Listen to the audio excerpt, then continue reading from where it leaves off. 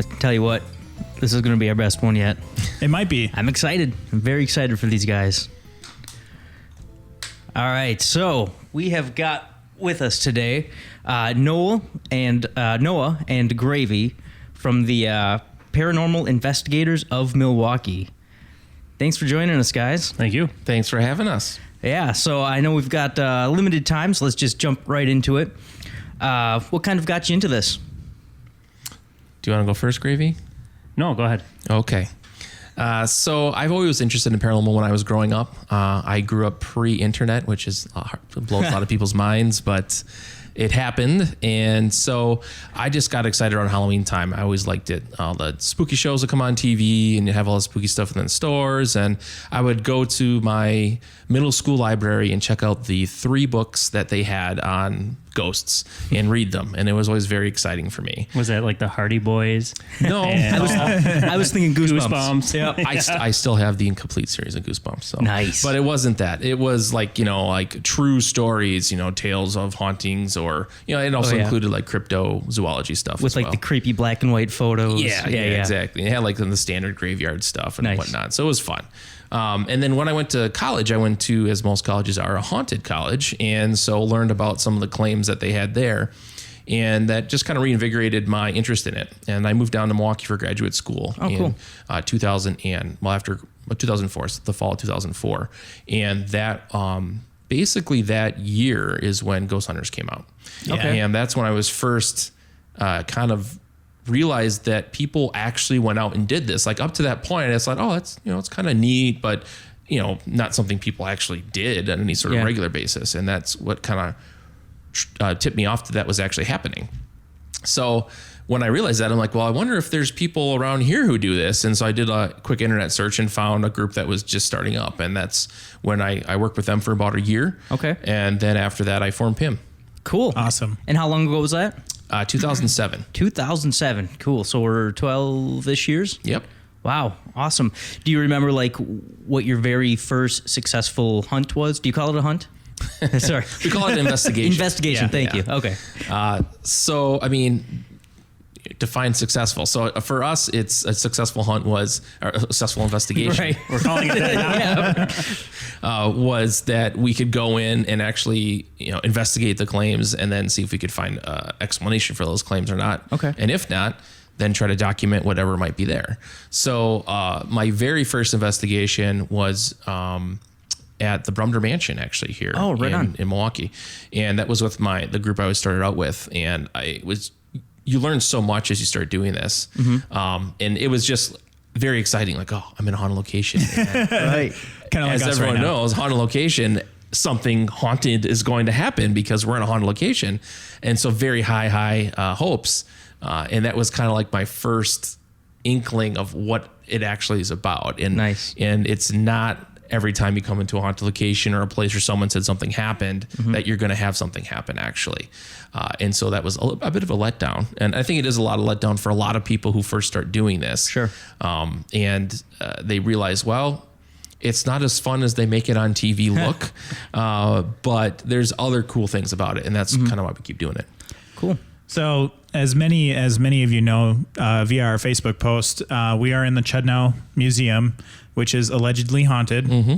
And when we were coming in here, bringing in our equipment, at first I was like, this is the first place I've been in. Mm-hmm. And then I'm walking in, you go in once or twice and nothing happens. And you're like, oh, okay.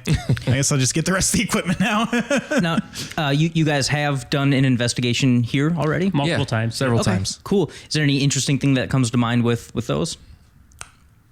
Third floor. Yeah, the third floor is not open to the public. Okay. It's kind of used as a storage area.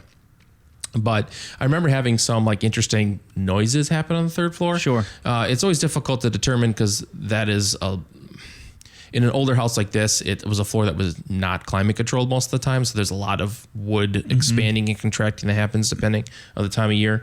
So it's always hard to kind of track down what are those noises? Where are they coming from? Is it expansion, contraction, or is it actually an odd noise or response? Now, the curator, we were talking to him just before he let us in, and he told us a story about Emily. Were you guys involved with that at all? We've heard of Emily. Yeah, Okay. I don't think we were the the group involved with it though. Okay. Gotcha. So basically, and I might get the story a little bit wrong. I apologize. But he said that they got a hit on somebody named Emily. He didn't know, he wasn't sure of who Emily was before this, but whoever the investigators were that were with him, they picked up on the name Emily.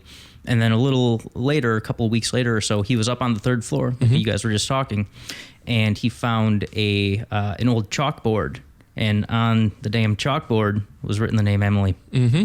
Yeah. I do remember him recounting that story. Yeah. And actually, we had that out the last time we did an investigation. Okay. Here as a trigger object. Oh, cool. We didn't have anything happen No. with it. There was a weird shadow we did see on the second floor. One of the windows was kind of blocked out for, I don't know if you guys saw up there. Did you guys go on the second floor at all? We did a little yeah. bit. Yeah. So there's like a old telephone operator like room with a woman doing the switching. Okay. So in that room, that used to be a regular window. That was something new from when we were here earlier this year. But it looked to me when we were there doing an investigation with Marquette University, they were doing kind of a special whatever for one of their TV shows on their network that they have. And we were investigating there, and I thought I saw a shadow move from left to right across that area. But it's really hard because the window isn't completely sealed, so you can see a little bit of light coming in from outside. And so was it something on the outside of the building or inside the building? I couldn't tell. Cool. So now you guys, I guess maybe give us a little background into Paranormal Investigators of Milwaukee. Are like, say somebody has a hinkling that they've got a spirit in their house.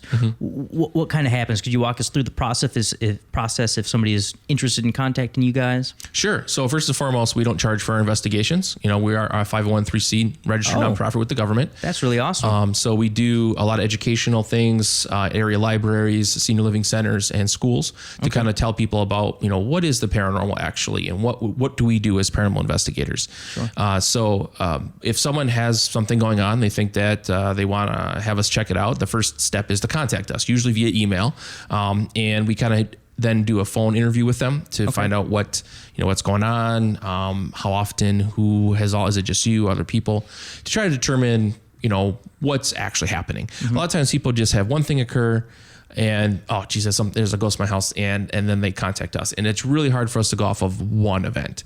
Usually we need to see a pattern, something that's happening within a somewhat recent span of time, of things occurring. And then, so that kind of is what the phone interview allows us to do.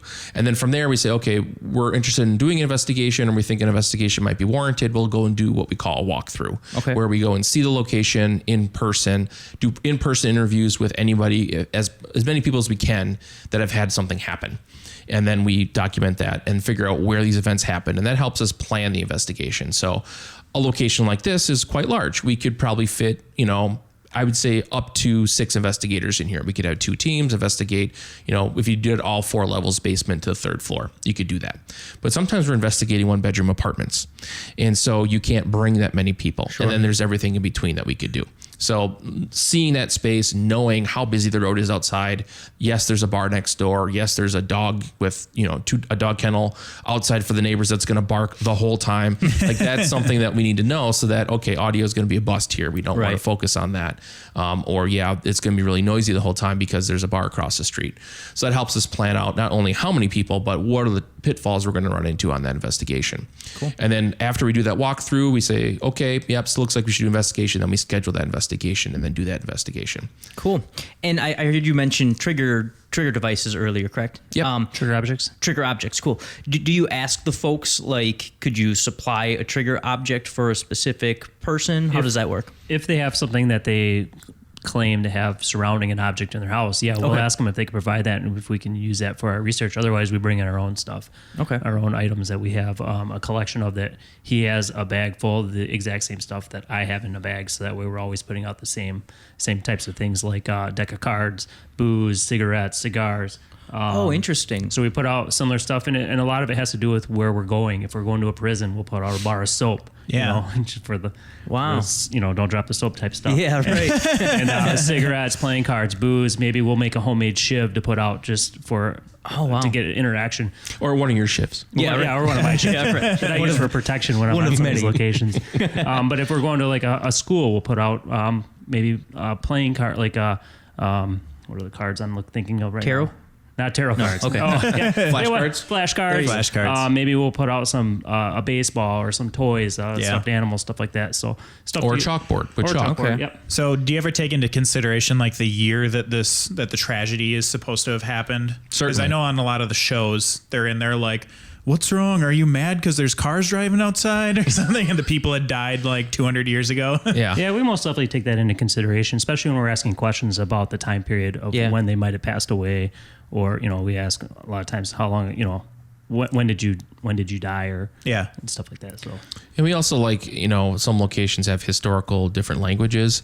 So like recently we go on expeditions every year, sometimes mini, sometimes major. And so last year was an expedition that we went to 4 different locations, and one location supposedly had like Cherokee background. And so we actually researched like how some phrases recorded in native Cherokee, and we played those during the investigation Awesome. to try and see if that would elicit some sort of response. So we try to come at it from all angles. We go off of the claims first, because that's obviously what people have experienced, but also look into the history of that location. If there was a tragedy, or if there's a history of people who are from a different culture or a different background, then not going to just respond to our English questions, Right.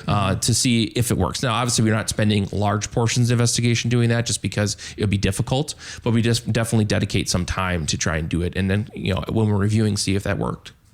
And how would you go about like contacting the spirit? Do you try to like antagonize a response out, or? So I'm a scientist, and so in science you do whatever is necessary to try to get a response. Okay. And so you think of all possible things you could do to try and interact with what might be there, and then try to figure out ways you can kind of control those things, so that if you do get a response, you can make certain it's not an obvious natural explanation. But we start just asking like general questions. We call them EVP sessions, electronic voice phenomenon sessions, where we'll just ask, we'll introduce ourselves. Hey, my name is Noah. These are my friends. Name ourselves, and we're not here to hurt you or make you leave. We just want to try to communicate with you. So if you'd like to communicate with us, could you please come forward and tell us your name? That's kind of like the first standard thing we stay starting every investigation. But it can vary. If we hear that there's supposed to be some sort of evil, negative thing that's supposed to be there, which a lot of places you go to do have some of those claims, we still start out nice, right? We still, kind of doing the basic thing, the standard greeting, asking what's your name, that sort of stuff. But if we're going through the investigation, we don't have any sort of responses that we can tell, then, we might say, hey, well, you might like this place, but hey, maybe I might have to burn it down. What do you think? How do you think about that? Yeah. Sometimes they have items there that they're supposedly associated with or attached to. And we might threaten those sorts of things. Or if they committed a crime, if they were a rapist or, a child molester or something like that, and we bring that up, you're a piece of crap. Why would you do that sort of stuff? Just to see if that might elicit a different response. But you can never reel that back in, sort of thing. Right. So you got to kind of start with the nice part. If you start right off saying, hey, you're an asshole, I don't think that's going to work well if it was like some little girl's well, I'm going to go over here now. Are you kidding me? So we're open to all things, but in general, we're pretty mild mannered as far as what we're doing, but we're open to any possibility. Okay. So can I ask the question? Do you think ghosts are dead people? I don't know. Is the answer to that question. There's lots of theories, right? Yeah, we just don't know. A lot of, I shouldn't say theories. Theories is a bad word. The good word is idea. Theories have evidence to support them. We don't really have any evidence to support that. So I can say there's lots of ideas about what the paranormal are. We don't have any evidence to support any one of those ideas. So with that in mind, we kind of we're very open-minded about the possibilities and try to take that into account on our investigations. And when he says he doesn't mean like us as a group. He means we as a paranormal field. Okay. Nobody has that evidence. Right. So would you say the field in general has basically no hard evidence at this point? A lot of opinions. Yeah. I would agree with that. Yeah. There's not hard evidence no at hard all. evidence. Okay. Wow, that's really interesting. And unfortunate. Yeah, it really is, because I bet that makes things hard to repeat, and that sort of thing. I know you kind of touched on this already, but do you have like a standard methodology? It sounds like you do try to repeat the same thing over and over with the same tools. Yeah, I mean, science is about repetition, right? If you get a set of circumstances together and you get a result, you always have to repeat that result. And so we're always very careful about documenting exactly what we're doing. So when Gravy is talking about our trigger object bags, the reason why they're exactly the same is if I'm on an investigation that Gravy isn't on, or vice versa, we want to make sure that we're using the same tools on those different investigations. So if we do get a response, we can be confident that's not just because, oh, well, you had, Jim Beam's whiskey and I had Jack Daniel's whiskey, and that's why we had a result. Yeah. As an example. So that's why they're, exactly the same, right down to the color of the bouncy balls that we have inside of the kit. Oh, wow. So you don't know what's going to make a difference, right? So by having it be the same, we can rule that possibility out to the reasoning why. So we do have kind of a pattern, I would say, as far as like the pattern being the process. We go in, what are the claims? Evaluate those claims. Can we come up with explanations for those claims? Test those explanations we come up with. Does that result in a replication of the claims, yes or no? And then based off of that, move forward.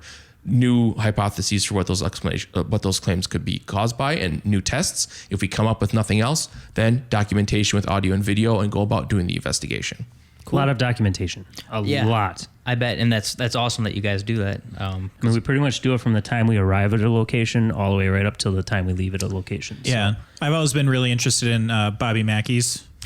So have you heard of Bobby Mackey's before? I don't know. Have you been there before? It sounds familiar. So I obviously went on your website, did a little bit of research. That's good. That's good. Yep. Not many people do. I looked at the Bobby Mackey's case that you guys had, and I was in awe of the level of detail you guys have. It's like, at this time we felt this. At this time someone saw this. At this time this happened. I was like, oh dang. And we do that way more. We do that so other groups can read those reports and try to replicate what we did. Wow. Maybe they'll find a reason for something that we couldn't find a reason for. So we put everything out there that we possibly can. So that way the devil's in the details, right? Yeah. So even the pieces of equipment that we use, the types of recorders, the cameras, like all that matters. So if someone's interested, like, oh, I'm going to go investigate this place. How did you do it? What did you find? What things did you try? Maybe I want to try those things too to see if I can replicate what you found. Or, hey, that gives me an idea about something else that you guys didn't do. And then what we would love to know is, oh, what did you find when you did that? So then we can, you can build upon it. That's really how we would hope the field would act. But the problem is this is a field of amateurs, and we're all doing this in our free time. So many people do not want to go to that level of detail because it is a lot light work to do it that way. You can't just kind of show up and, throw a couple pieces of equipment out, or just carry everything with you and have fun and then go home. That's just not how we do it, because to me, that'd be a waste of time. It might be more fun in the short term, right? But when I'm away from my family, I'm taking time off of work to do these sorts of things. I'm going to make damn sure that it's worthwhile, in my opinion, and trying to put as much of my scientific training as I can into it. Definitely. Unfortunately, there's a lot of thrill seekers in this field too. So they're out there just for the fun, trying to get that thrill, and they don't care about reports or details. Yeah, they just want to get spooked. Yeah. What do you guys think of like the reality / paranormal shows that are out there? Do you respect them at all, or are they kind of a joke to you guys? So, I respect them from the standpoint that it opens up doors for us. Sure. So when Ghost Hunters came around, as I said, that kind of gave me the idea that this is a possibility. It obviously gave that same idea to millions of other people. Yeah. And that is good in the respect that other locations, Chudnow, other businesses, even people who have private residences, it became more acceptable to say, oh yeah, I think I have something going on in my fill in the blank. And can you come look at it, or can you, investigate it? Without that, you have limited places that you can go and do these sorts of things. We're beholding to people coming and saying, yes, you can come in and do an investigation here. Without that, we have our own houses, and that'd be about it that we could do. Right. So, it's a positive in that respect. But some of the things, Ghost Adventures is terrible. Absolutely terrible. As far as it comes, everything is evil and demonic, and that's just not how it actually is. Okay. And it's good for Hollywood. It sells for Hollywood, but it doesn't sell for us and for people that are actually scared. And it scares the crap out of people, because if they think that something even similar to that is happening, like, oh my God, there's a demon in my house and I'm going to get possessed and murder my family. Like, these are things that we actually have to deal with. Yeah. There's a lot of psychology to this. And so it doesn't help That wasn't paranormal, by the way. that was a motion sensor. The ghost that was holding the light had to go on in here enough. to take 5. Right. So, I mean, I look at them as a necessary evil because it keeps the interest up in what we do, and it will give us opportunities to be able to really tell people how it is as far as what investigation is and what sorts of things you do come across as a paranormal investigator. And it's not like the TV shows. Yeah. And that's what I enjoy doing. Did you guys grow up with like unsolved mysteries? Was that a big deal? That's pretty much what started me into all this. Oh, I was going to ask you, because we didn't. I'm a little older than him, so I was even pre-internet, Like a decade. Robert Stack's voice freaked the hell out of me. You were pre-running car, right? You were. Yeah, Horse and buggy. The auto carriage really was the next big thing for you. I rode a T-Rex to school. Yeah, every day, so whatever. Yeah, Gravy, I don't think you got a chance to kind of give us your origin story. Like, what got you into it? So mine started out with Unsolved Mysteries. I used to watch that all the time as a child. Yeah. And my favorite stories on it weren't the ones about the kidnappings, but the ones about spirits and stuff like that. So I grew up with that, and then I kind of put a back burner on it for several years until Ghost Hunters came out. A friend of mine said, "Hey, you should watch the show." So I was watching the show, and I was like, "Oh, this is kind of hogwash." And then my wife's like, "Oh, there's this group doing a library presentation down at in Brown Deer." So I'm like, "Oh, I'll go check it out. I'll call my buddy up, and we'll go down there." And we went down. I saw him and his posse at the time. And my buddy actually got a job with PIM. Well, not a job because it doesn't pay, and I put air quotes around that. But he started exactly like a job. Yeah. But you get nothing. Yes. And you give a lot. Right. And he joined the group, and for about a year he was in the group before I finally joined. Cool. So awesome. How many members strong is PIM? We have 8 members right now. Okay. The thing I think is amazing, I didn't know any of these people before I started the group. Like I started with absolutely just my idea and a free website on BraveNet. And somehow people are able to find through either the library events that we were doing or just found the website that way. So I got to meet a lot of really interesting people I never would have known if it wasn't for the group. Cool. Very cool. And Gravy's okay. Yeah, right. He's cool too, I guess. he keeps me around for some reason. I don't know. Yeah, right. So I want to go back to the shows real quick. Okay. Have you guys seen the footage of them actually faking like a collar being tugged and Ghost stuff Hunters? Like that? And Ghost Hunters? Yeah. I have seen that. Yeah. And there's been a lot of even Aaron from Ghost Adventures has basically called out the stuff that they've done on their own show, just for ratings. And like, I respect that more because instead of saying, "Oh no, all that stuff happened," like it's all legit, right? Like I understand there's a ratings like pressure that you need to get that going. Otherwise, you're not going to have a TV show. I mean, I never would do that. I'd be like, "Well, fine, I guess we're not going to have a TV show. Like it's just is how it is, and that's just going to have to be how it is." But it's things like that which put a shadow over all investigators that we're just a bunch of charlatans. We are often many times we're rolled into the same category as psychics and mediums, even though we're usually investigating those types of people, not working with them. Oh, absolutely. But it's like, you're just trying to get money out of people. And it's just like, no, we don't charge anything. Yeah. I mean, the only time we charge is when we do fundraisers. We've done one here at Chudno where we'll sell tickets to give the public an opportunity to see how we do our investigations. And we kind of have a guided investigation with all of our gear out. We do it exactly how we do, and then we split the ticket sales with the location that we're at. Oh, nice. So that's just to afford our website and stuff like that. Because again, nonprofit. Yeah. Right. So, but otherwise, it's all free. Like we don't charge for any of that sort of stuff. So, it's an uphill battle sometimes. Like no, separate. Like that's 2 different things. We're not the same as that. We're trying to find out the truth about what's going on, regardless if it's paranormal or otherwise. Sorry. You're good. Just fix it for you. I keep clicking. Yeah. It's all good. No worries. Talk with my hands. Right. So what do you think about? I've seen every episode of all the shows just because they are very entertaining to me. I personally like Ghost Adventures better. Okay. And I think Aaron is a complete goofball. So he's, you see him going into a basement of a house and he's got his respirator on and everything just because he's afraid of everything. I don't know if you have a favorite show or anything like that. Have you actually even watched all of them or? So do you watch much of them anymore? I don't have any They're cable. too busy doing the real deal. Yeah, I guess so. I'm Netflixing all the time if I'm not out investigating. So I do watch them, and really it's because we'll be at a library event or we'll be at an event we're having, and someone will come, hey, did you see that one thing at that one show? And oh my God, it was so amazing. And I'm like, yeah, I did see it. And this is actually what happened. And so by being able to stay abreast of those sorts of things allows me to be able to educate on the spot instead of being like, you know what? No, I didn't see that. Maybe I'll have to look into it. And then later on find out, oh, this is a, whatever it is. Mm-hmm. And by that time, that person's long gone, right? I'm not going to be able to find them again to give them that explanation. So it's really important for me in that respect. I mean, I waste a lot of time watching them, in my opinion. My wife keeps saying, why do you keep watching this? Because you just keep swearing at the TV. It's for like, science. Well, basically, it's what I say. So I can tell that one little old lady that this is not a thing that she needs to worry about because I can specifically talk to that one episode that she saw. And we've actually had one of those moments where we got to go somewhere that Ghost Adventures had been, experience something. We experienced the same thing and then figured out what it was. There was an episode at Mansfield Reformatory where we were there probably a few months prior to them airing the show. We had something happen. We couldn't figure out what it was at the time. Mm-hmm. We got excited, but we were there with, there was lots of people there roaming the place at the same time. Mm-hmm. So we moved on because people started coming in that room and we moved on.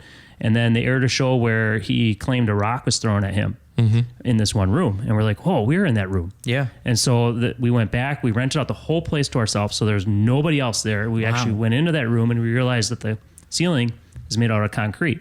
Okay. And because it's not climate controlled, it was crumbling, it was falling apart. And so rocks, concrete chunks were falling and hitting the stairs and flying all over the place. And you can just see it littered all over the floor. And we're like, that's exactly what it was. Wow. But they, for entertainment purposes, they made it sound like it was thrown at them. Was that, they had a documentary before they actually had their show. Yeah. And the part where the brick flies through the air. That's at the Goldfield. Yeah. That is the moment that I was watching TV and I was like, this stuff is fucking awesome. I don't know if you can explain that at all. That was probably the same moment for him too, because that's his dream location to go to right now. Yeah, I want to go to Goldfield because I watched that. And there's a number of things in that documentary which I thought were very interesting. Now, how their TV show has kind of devolved makes me question it because, again, they're filmmakers. Yeah. So how much of that was real? I mean, the fact I liked about the documentary is they actually then went and talked to, quote unquote experts. Can you see if this was faked? How was the project? They talked to physicists and video experts and things like that to try and confirm and prove that what they captured was not something that they created themselves. And I think Zach said that that's the moment where he decided that this was going to be like his career or something after that happened. Oh, I didn't hear that. Yeah. I didn't hear that. It's Goldfield, you're saying? Goldfield Hotel, yeah. Goldfield Hotel in Goldfield, Nevada is where I would that's one of the locations I'd like to investigate for sure. And could you give us a little background on that? Like, is just a paranormal hotbed? Yeah, I mean, really, I don't think anyone ever heard of it, or at least not outside of the locals, if you will, except for the Ghost Adventures documentary that they did. It was basically closed off to the public until recently. It was only by special permission that you could get access in there. But I don't know if the person passed away who had owned it previously or if someone else bought it. But now they're basically kind of cleaning it up and allowing people back in there to investigate again. That, and they have a school, I guess, over there too. But there was just a lot of really interesting things that happened on the documentary, lots of interesting claims. And, for us, the better the claim, the more, fantastic the claim, the more things we can try to figure out to explain it. And so going and having those first hand experiences in those locations, seeing what you're dealing with, is what we spend a lot of our times doing. We haven't been able to do it at Goldfield yet, but we've done it at a lot of the number. I talked about expeditions before. That's what we're doing. We're going to these locations that have been on TV most of the time, have these fantastic claims, and then see that space for ourselves, and then try to see.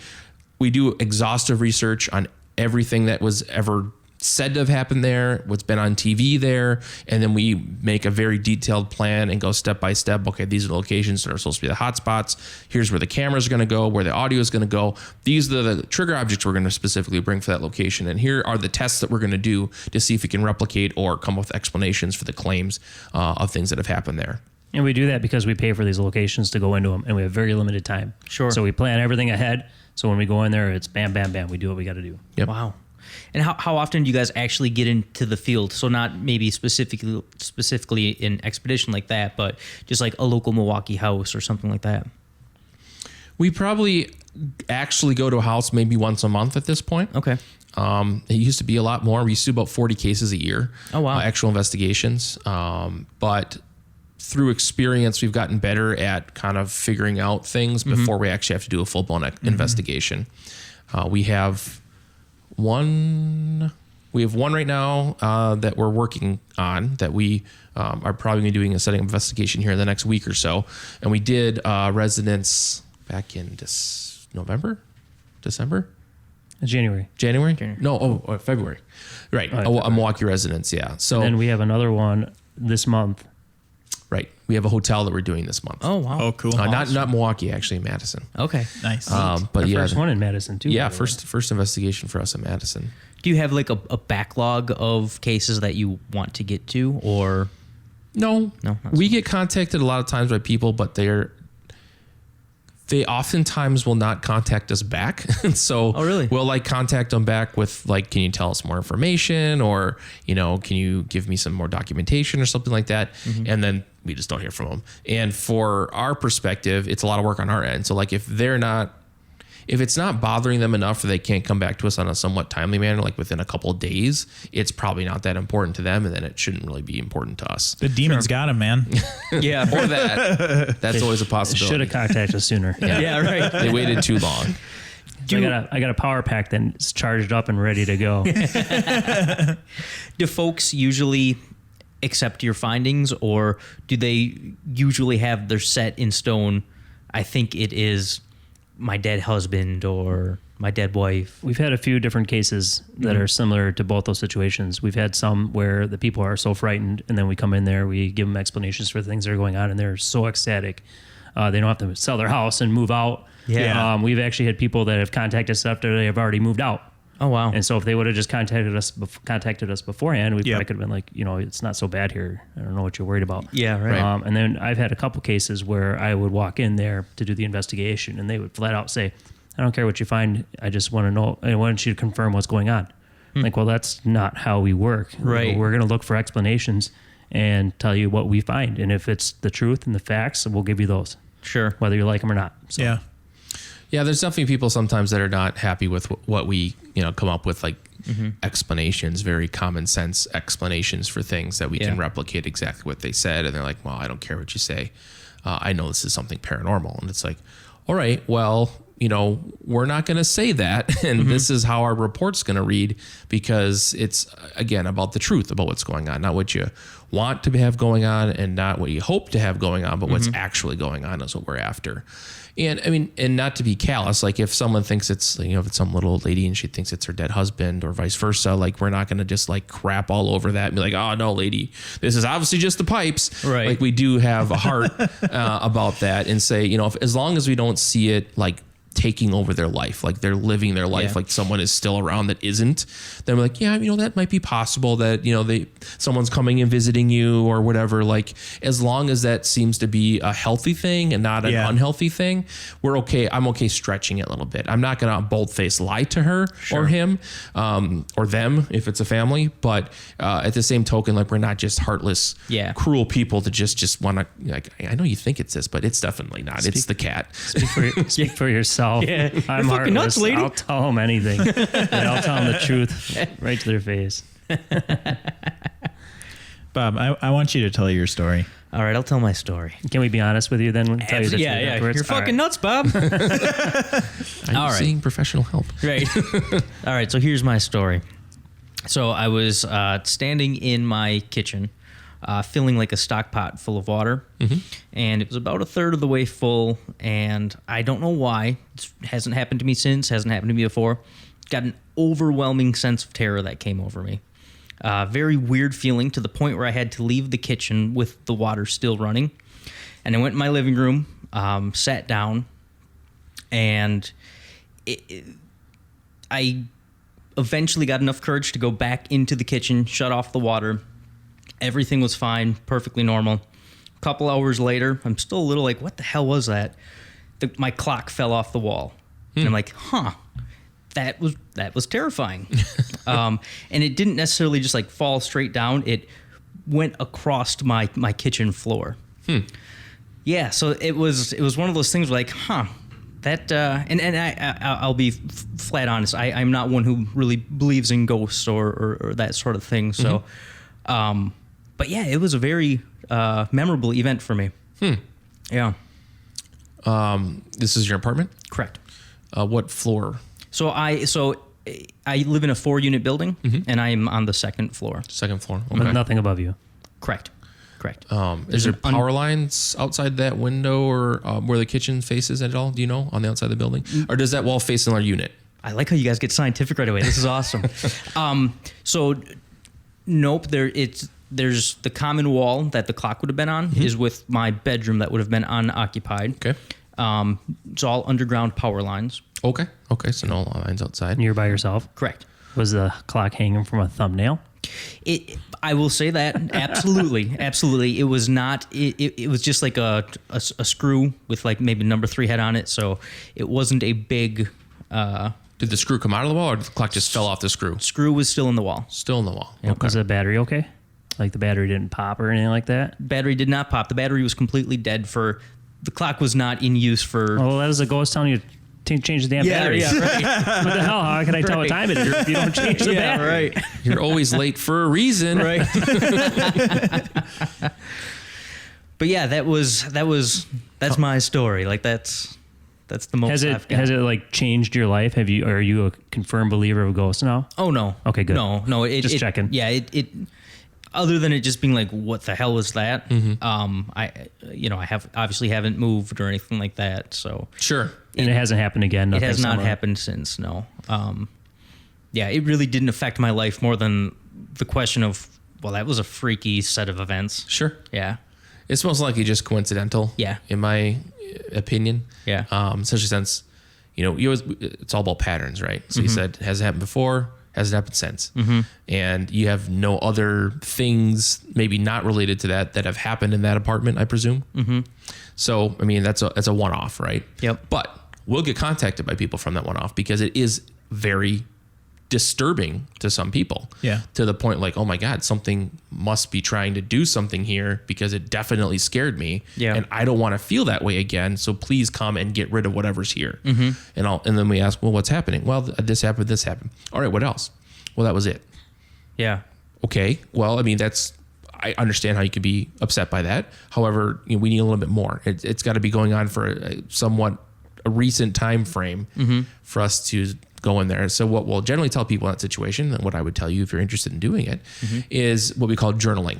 Okay. So anytime something happens that you think might be related to whatever happened to you in that kitchen, you write down the time, the date, and as much detail as possible about what happened. Well, I don't know the time because the clock's broke. That's the problem. So first get a Yes. get a double A, Get a damn battery. put it in the clock. So when it falls off the wall, you can look at it and say, oh, okay, it was at this time. Yeah, right. And then you can write that down. And then after we usually say 2-week time frame. And in 2 weeks time frame, whatever happened, get back to us, let us know.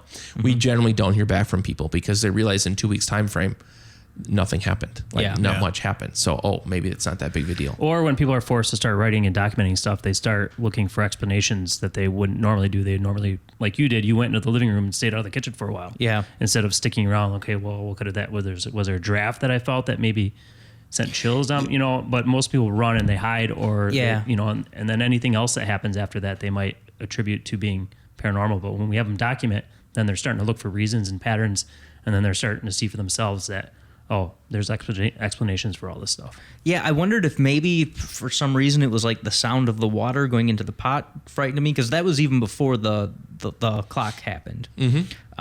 So yeah, I don't know what it was, but it was a very, very funky feeling. Sure. Yeah. I do know that when you start to get freaked out, it starts ramping up more and more and more.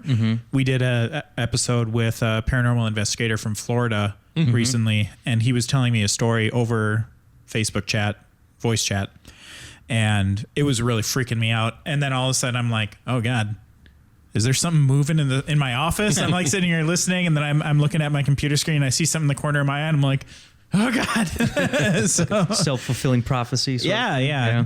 You can get worked up over small stuff. It's very common. Has that ever happened to you guys when you've been on site and something is just like, that freaked me out. Gravy often brings an extra pair of underwear to our investigations. I haven't had to use them yet, though. But most definitely have them Since that ready. one time. To be honest with you, that is very possible. I don't watch scary movies for that reason alone. I don't. Your imagination plays a lot. Yeah. Just in your daily life, and to be at a location imagining a movie I just watched over the weekend or something and starting to scare me, I don't want that going through my head while I want to be clear-minded when I'm on an investigation. Yeah, definitely. As I said, psychology plays a very big role in what we do, and fear is a very strong motivator for a lot of people. And so, I mean, half the things that we go in and do, well, probably more than half, probably 95% of the things we investigate are things that would have been readily figured out if people would have stayed and figured them out, looked to figure out what the thing they heard, saw, felt was related to. Yeah. But obviously we know fear is very powerful, and they just want to get out of there. The fight or flight response kicks in. You have heightened, hearing, you have heightened, vision, but it's very focused. So the whole corner of the eye effect thing happens, which, what was that over there? Oh my God. And then it steamrolls. And so, it's understandable. Like I never fault someone, because if you can tell when you talk to them that if they were really afraid or not, or, oh, this is kind of fun. Sometimes we get that. Oh, I think it's really neat that my house is haunted. It's like, okay, why are we here? Right. If you think it's cool, then great. Did they usually stay with you guys and join you for the investigation? No, we try to limit how many people are on an investigation, and we try to limit to just us because we know what we're doing. We've been doing it long enough. Okay. We have controls set up for ourselves that we can't do for the client. Now, there are times where we may ask the client to come back at a certain point if there's activity surrounding them, or we think just by having their presence there might cause something to happen. So there is that possibility, but most of the time we try to have them, their pets, their family leave the premises during an investigation. Okay. So what's your biggest gotcha? Like someone's claiming something's happening and you were able to explain it and they were like, oh, okay. Would it be that Kenosha house? What The paintings falling off the wall and the plug falling out and I think so. That's probably the easiest one. so this is a family that was really scared. They're ready to move out. They were actually going into the bathroom to shower. One would sit on the toilet while the other one showered, and then they'd switch because, with a shotgun, because they were afraid of something being that alone, was basically. being alone in the bathroom Anywhere in the house. Yeah. Wow. And so one of the claims is they had a painting that would fall off or it was on a nail and it would go crooked. And they had a really heavy, what are those scented plug-in Glade things that had the fluid on the top that they put in the outlet, and it would fall on the ground. They'd find it on the floor all the time. Turns out that it was really loosely in the outlet, so when you stepped on the floorboards just right, it would fall out. Oh, just sure. vibration. Just vibration. It wasn't immediate. If you plugged it in and walked away, it'd be fine. But if walking back and forth over the course of a day could easily have enough vibration for the thing to come out. The outlet needed to be replaced. It was just worn out. And then the painting itself was heavy enough on one side that it would just slide to an angle on the thing. Again, vibration. On the nail, vibration. Wow, that's we so could, fun. We could replicate it by bouncing around upstairs in the children's bedroom just above where the painting was. Wow. And then the bathroom was, I believe, the faucet was what would turn on by itself. That's why they're afraid to be in there. Okay. And we think that was just loose plumbing or the plumbing was forcing the faucet to open up. We had hypotheses on that one. We couldn't get it to do it while we were there, but because we were able to kind of find explanations for other things, it probably was something to do with the fixture itself. Sometimes when you have water softeners or hot water heaters, when they kick on, if there's any sort of pumps involved, you can get some back pressure that can actually force that valve open just a little bit. And once you get a little bit, that water can really start turning stuff. So it can. And when they say it was on, we never saw it happen, so we don't know. So people say, "Oh, it was on full blast." In actuality, it was just trickling a little bit. But without being there, it's hard to say.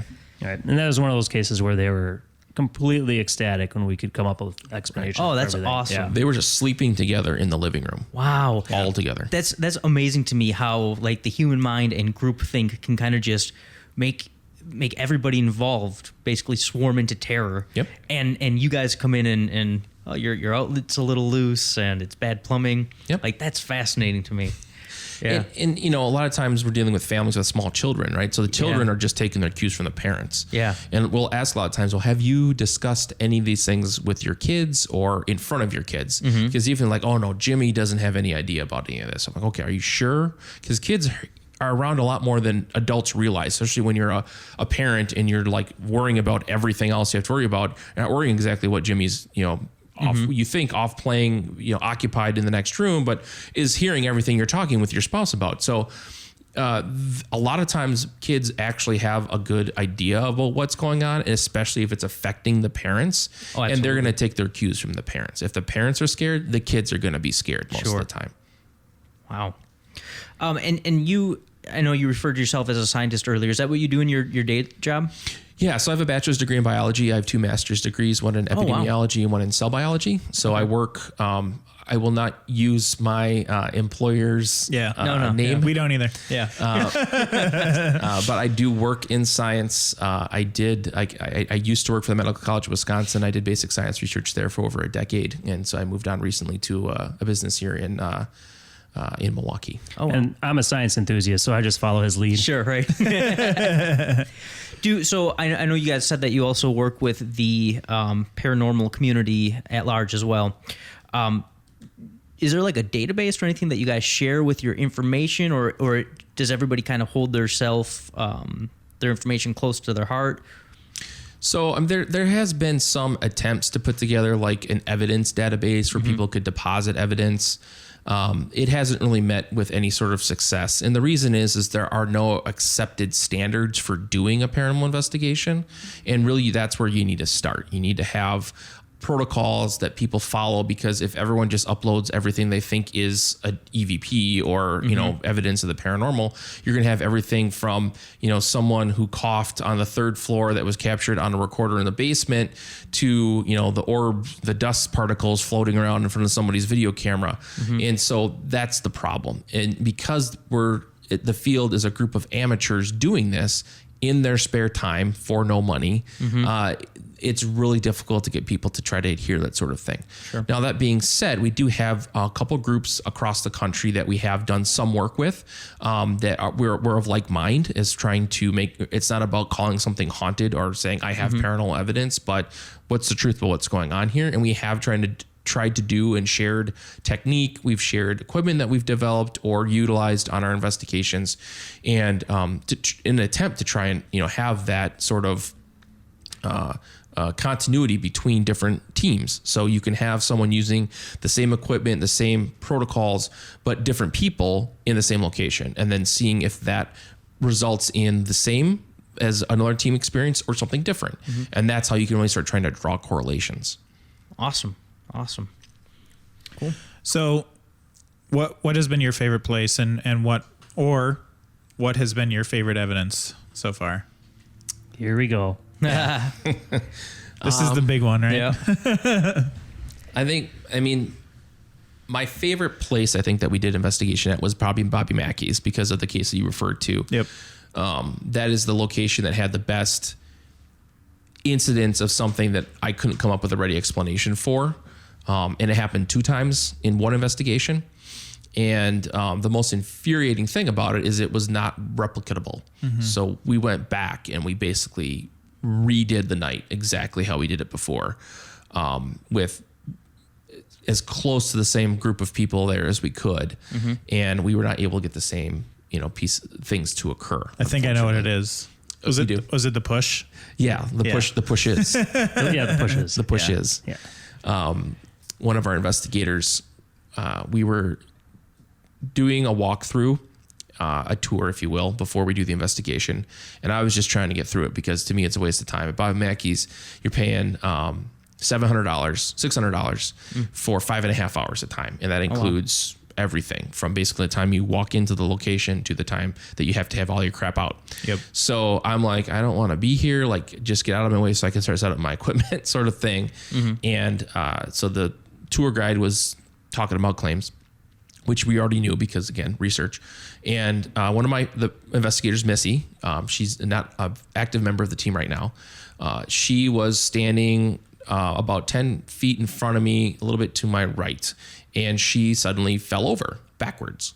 And I was concerned because it was right by these barrels where they would have beer bottles from the bar come up from, and some of them don't make the barrel, and there's broken glass on the floor. And so I was like, be careful, like there's broken glass on the floor. Are you okay? And so I went over to help her up, and she had this really shocked look on her face. And I'm like, oh crap.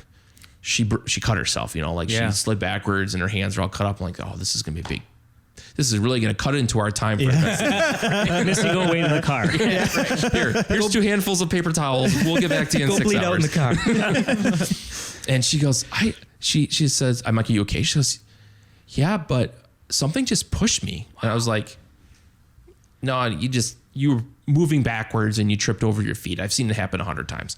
No, something pushed me 2 hands square in my chest. And when she moved backwards, when I thought about it again, she went back about 4 feet.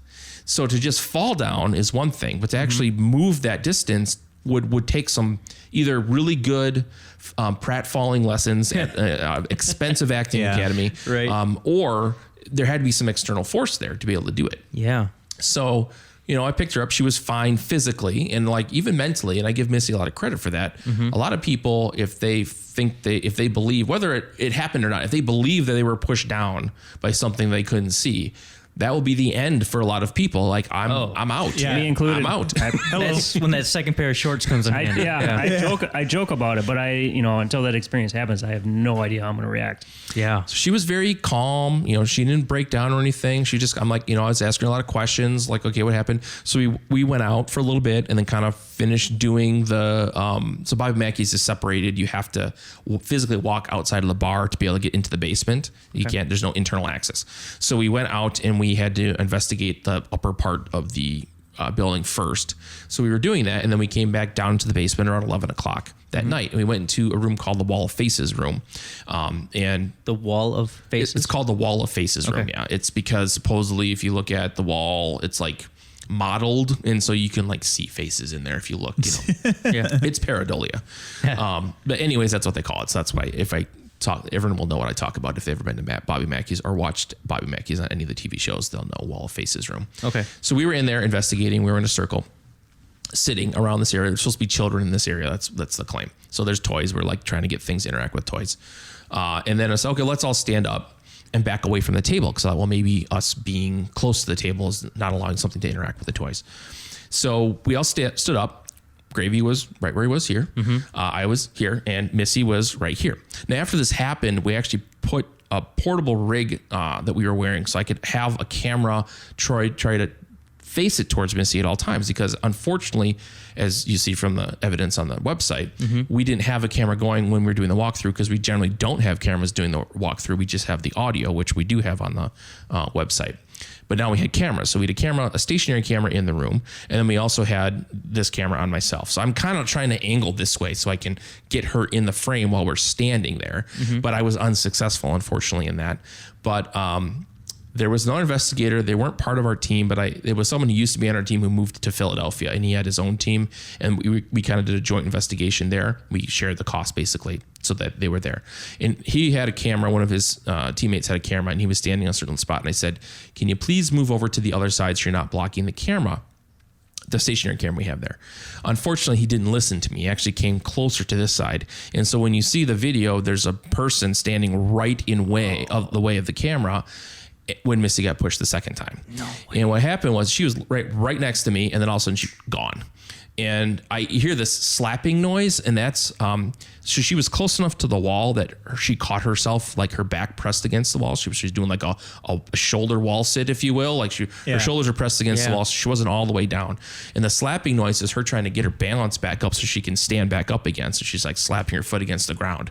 And it's pitch black, by the way, so we can't even see any of this going on. We just hear this rustling noise going on to us. And then the slapping. So I knew immediately she got pushed. So I turned and like grabbed her. We all wear photographer's vests because we have a lot of stuff that we carry with us. So I grabbed her by her vest and picked her up so that she, make sure she was, because I didn't know if she hit her head or, it's a stone cement wall behind. So I didn't know what happened. She seemed a little more dazed after that happened because she wasn't responding right away. I'm like, are you okay? Are you okay? Are you okay? She's not saying anything. And I have my light on in her eyes, and she just has this like look on her face like this. And I'm like, okay. And then the person we were with made us take her out. Now, I didn't want to take her out. Yeah. I was forced to. I rather would have left her in situ so that we could try to get some readings. We didn't have like our EMF or anything like running. because this is now the second time within an hour. It was actually almost exactly an hour from the time that she was pushed the first time that she was pushed again. And so I wanted to get readings, but of course I'm also concerned about making sure she physically is okay. And then I'm being forced to basically take her out of the place. So I kind of ticked off about that at the time. But unfortunately, our tour guide was very controlling of our techniques and of our investigating of what we were doing there, and was very adamant that we got her out for fresh air because of what had happened. Yeah. And we couldn't do what we normally do. We were kind of under these circumstances that go against everything that we want to do as scientists and try to figure out what was going on. Yeah, so that happened. And then after that, we took her outside for a little bit, and, she was fine, went back in and continued investigating the rest of the night. Nothing else happened, of note, really, in comparison. But yeah, so that was my favorite investigation. So pretty much we can't top that with anything else. Don't even ask me what my favorite story is, because it's that one right one there. And the same. Yeah. So did Missy have like any marks on her or anything? No, unfortunately, she constantly got pushed in the chest, so we did have her go and check. Right.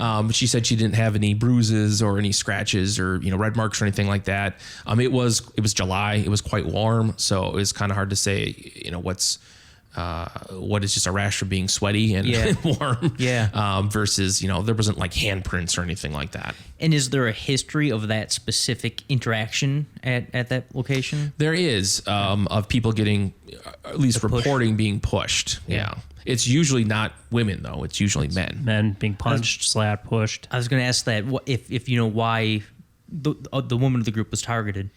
And she wasn't the only one. Okay. There was another woman there. It wasn't. We don't know. Like that was a big question. Like after we came back, we really dissected. Well, what did we do? What didn't we do? Where was this religious? Because we did bring religious objects in with us because supposedly that's supposed to be a trigger for whatever's there. And we were like, okay, where was this? Like, what Missy did do is she brought in the stack of Bibles. Mm-hmm. So we had a stack of Bibles that we had pilfered from the hotel we were staying at.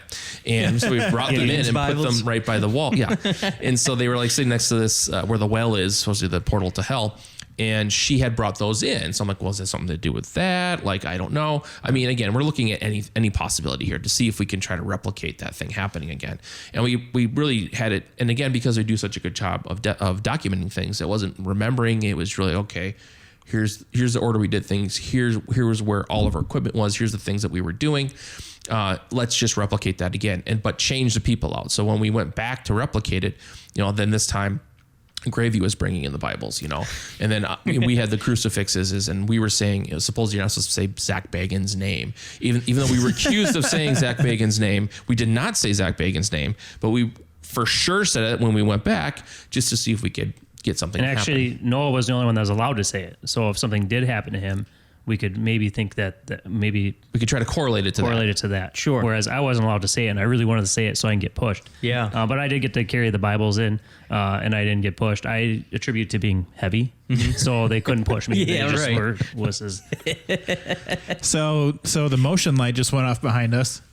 Yeah. Of course, right after you say Zach Bagans. No, I'm just kidding. Come and get it. Yeah. But yeah. Wow, that's an incredible story. Wow. Yeah, so I mean, that's the sort of thing that after doing this for such a long time, kind of keeps me coming back to the plate. Yeah. After that point, that was our kind of first big expedition. We had done Mansfield Reformatory. Mm-hmm. We had done Sedumsville Rectory. Bobby Mackey's was the third place we went to, and then we finished up at Waverly Hills. So I was kind of feeling pretty disenchanted about paranormal investigation because I had some high hopes about something of note happening. Like, I'm not saying like it's going to be like they see on TV, but like these are places that are having claims upon claims upon claims, so there's got to be some odd thing that's going to happen. But when you really drill down and get the place to yourself and can really control it, you realize that it's just a big empty building. And things make noises because it's an old building and things are not upkept as well as it should. Right. And there's animals in it. And so you just kind of rule those sorts of things out. And now it's not about, to me, it's mainly about trying to tell people the truth about what's going on. Mm-hmm. If I happen to get something paranormal to happen that I can document, that's just gravy. Yeah. I'm gravy. Do you guys ever create like your own tools or?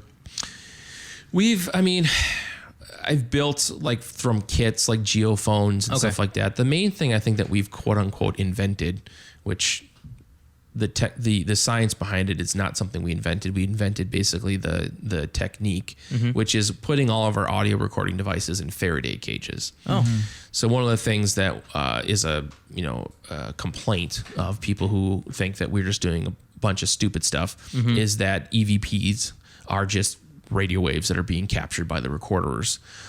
So to try and counter that, we put our recorders inside Faraday cages to block out radio waves. And so that was just kind of by our own design. We designed them to mainly fit the recorders used most often, which is our Zoom H1 is our workhorse recorder. And so it's kind of like a cylinder shape basically. But it really was kind of an engineering difficult thing to do because you have to make it so that it's somewhat sturdy and can still record audio. So like the best Faraday cages are like microwaves. But if you put a recorder in a microwave, you're not going to get great sound. Right. Plus carrying them around is really hard. It's a lot of work. I mean, I had to bring like 6 or 7 of those into our investigations just to put recorders into. Oh, hey, Noah. Yeah. After earlier when I asked you about the Xbox Kinect controller, you guys kind of laughed. Is that a ridiculous ghost hunting We'll tool? still laugh. Yeah, it's you're basically taking something and breaking it, and then trying to use it to use something to do something that's never been done before, which is mapping a ghost, which is what they're saying is happening, right? So the idea behind it is technically sound, but the fact is that they're trying to take software which is designed to fill in the blanks for human forms, right? So when there's an actually very good YouTube video which explains exactly what's happening with this XLS camera. I'll have to go check that out. And basically, the software is designed to look for a human silhouette. So it looks like, if your head is here, then you have one arm over here. Well, your other arm's probably around here. Sure. And that means your legs are probably around this area here. So it's a computer program that you just kind of, because it can't always see all of your appendages when you're using it as a video game player, right? It is a lot of times interpreting where they should be in relation to other parts of the body that it can see. So when you're using it in the context of paranormal investigating, you're taking that piece of equipment and shining it where there isn't people most of the time.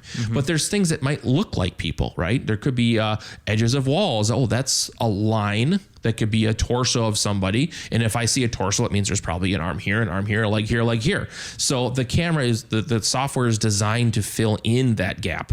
And it's not mapping a person that's tap dancing on your lap or whatever they're always trying to show you on Ghost Adventures. Crazy. But that's exactly how it's working how it's supposed to work. But the interpretation, I'm sorry, I keep hitting this. The interpretation of this is completely incorrect. Gotcha. That was a great way of explaining it. It's doing what it's supposed to do, but it's not supposed to be picking up ghosts. It's not picking up ghosts. Yeah. You're interpreting it. Yes. They're interpreting it as picking up ghosts instead of just what it's actually doing, which is it thinks that there's some humanoid thing there. Right. And the other thing that people always seem to forget is this uses an infrared beam of light to be able to map where something is, right? What does a ghost not have? Eyes. Surfaces. Heat. It has to reflect that Nice try, IR light Bob. back, right? Yeah.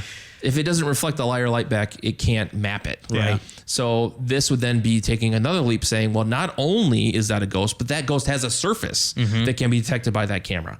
And that would be groundbreaking if you could prove it. Right. But it's just not likely. So as with many things, I say this to the first graders that I go and give talks to, and to the 95th year old people that I give talks to. There are no such things as ghost detectors. None of the equipment we have detects ghosts. It is very specifically designed to detect very specific things. And what we do is take those very specific variables that it's recording and then try to correlate that with things that we can't figure out a normal explanation for. That's what we use that equipment for. Have you guys noticed a difference since you've started using the Faraday cages for your audio equipment? Have you been getting less hits? We really haven't. We don't get a lot of evidence. And I think it's because our techniques have gotten better and better over the years. And the number one change we've done is actually not the Faraday cage, but the control recorder. So each one of the investigators has one they wear on their person. And it's the first thing we start and last thing we stop for each investigation that we do. Okay. And that's our audible control for ourselves. And that is on 100% of the time. Even if you're going to use the restroom, it is still on. And you're the only one who listens to it, so it's not a big deal. But the problem is, makes you think about what you're going to eat for that day. Skip Taco Tuesday. Exactly. So you don't know what your bowel movement's going to sound like echoing through that empty mansion that you have all those recorders on, right? So we need to know that was your bowel movement and not something moaning through the ductwork. That's a good point. So that has really ruled things out. We have come across things on stationary recorders that sound very interesting. Sounds like a voice, sounds like, something paranormal. And then going back and reviewing, the first thing we do is always, everything's time stamped with an atomic watch to the second. So we know exactly when that recording happened, and we can then look at all of our other recording devices that we're running at that exact time and find it very easily. So the first thing we check is control recorders. What was it? And we've ruled out things that would have been put forth as evidence on our website if it wasn't for the control recorder. Wow. Sneezes that echo up through and sound completely different. That if you ask, well, did you make a weird noise at this time? Oh no, I just sneezed. And everyone knew that I sneezed because a sneeze is very evident when you're in the presence of a sneeze. Right. But three some rooms stationary over. recorder, 3 floors up, it's echoing up really weirdly through the ductwork, and it sounds completely different. It sounds like a man moaning. And so this is something that we've come across quite a bit, and I think has really helped us to rule out the investigators creating evidence, which I think is what happens 99.98% of the time with other teams, is they don't have the same stringent protocols that we follow, so that they can't rule themselves out as possible causes for the things that they're finding.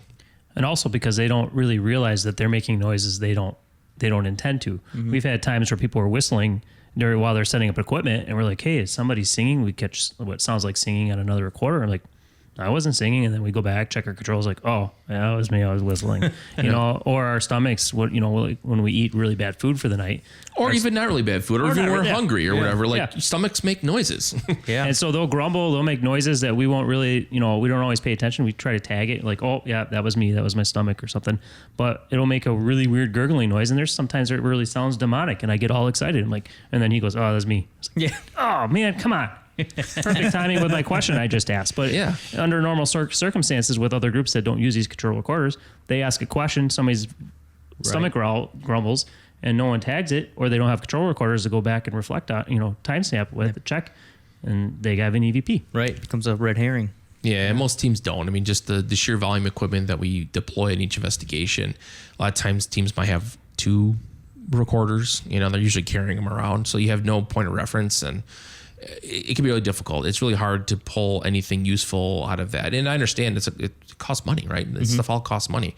But again, to go out and say, this is evidence of the paranormal, you really got to have some good evidence to be able to back that up. And you better have a lot of other questions answered about why it's not these other really common things that most people are going to point to. Cool. If somebody wants to join PIM, are you open to new folks? Do they need a scientific background? Yeah, there's a $1,000 application fee. Paid to Noah and Gravy. No, I mean, we're always looking for good investigators. There's a membership application on our website. There is requirements, very kind of lengthy requirements that you have to be gainfully employed. You have to have insurance, a vehicle that is reliable. You can't be, in the last 10 years, been convicted of a felony. There's a lot of things that through the years. What? We put that in after Gravy Jones. Yeah, right. We've learned a lot of things from people we've taken on over the years on, and we've revised these requirements based on some of the people we've encountered over the years. So. Yeah, because we're not a taxi service, and we can't be constantly having to pick people up to go everywhere. Like, we have to get ourselves there, and so it's things we've added for reasons from experience, basically. Funny thing is, we had a guy once.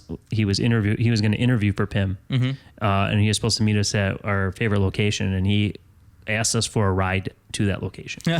I was like, did you read the requirements? Bullet point number 3. Is your car just in the shop? Because I could give, a one-time flyer on this, but otherwise, but yeah, I mean, we're open to all backgrounds. Like scientific background obviously is a plus, and but we're not all scientists. Like I'm a scientist. We do have an anesthesiologist in the group and a psychologist in the group. But beyond that, we don't really have anyone else that has any formal training in science.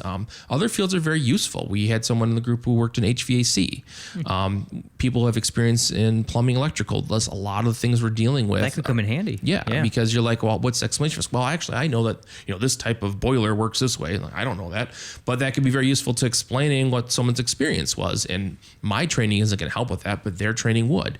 So we're not snobs in that way. Like I don't care if you come with a high school diploma and that's it. Like it's more about, are you willing to do things the PIM way? Sure. Are you willing to look at things critically? And even if you don't know the answer to a question, are you willing to ask to find out the answer to that question and be trainable? Some people will come with their preconceived notions and are unwilling to bend from those preconceived notions. And that's not going to work out, because for us, it's all about being open-minded and I'm willing to take any possible explanation, but the evidence has to back it up. Mm-hmm. Yeah. Again, I totally respect that you're evidence driven. Yeah. How long does the after an investigation actually take, where you're writing the case notes and everything? Minimum of 2 weeks. Most investigations run 6 to 8 hours. And if I'm writing the report, it takes about a month.